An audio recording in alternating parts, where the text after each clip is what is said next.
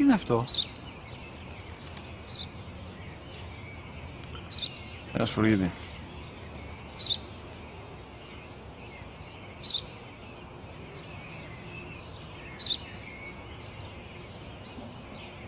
Τι είναι αυτό?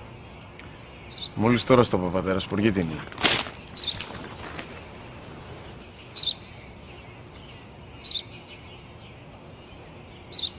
Τι είναι αυτό?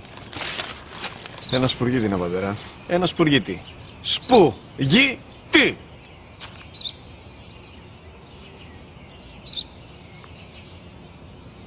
Τι είναι αυτό? Γιατί το κάνεις αυτό το πράγμα, μπορείς να μου πεις? Τόσες φορές σου είπα, είναι ένα σπουργίτη! Δεν το καταλαβαίνεις! Πού πας?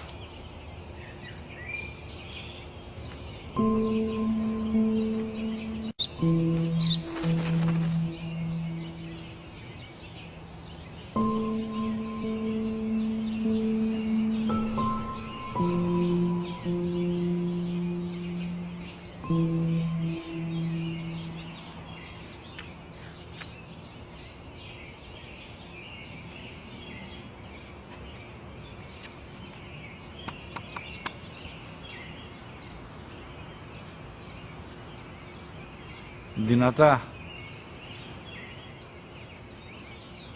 Σήμερα ο μικρός μου γιος που πριν λίγες μέρες έκλεισε τα 3 καθόταν μαζί μου έξω στο πάρκο όταν ένας σπουργίτη ήρθε και κάθισε απέναντί μας. Ο γιος μου με ρώτησε 21 φορές τι ήταν αυτό και το απάντησα και τις 21 φορές ότι ήταν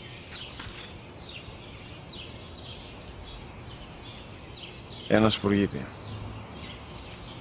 Τον αγκάλιασα τρυφερά και τις 21 φορές που μου έκανε την ίδια ερώτηση, ξανά και ξανά, χωρίς να εκνευριστώ, νιώθοντας στοργή για το αθώο μου αγοράκι. وَقَضَى رَبُّكَ أَلَّا تَعْبُدُوا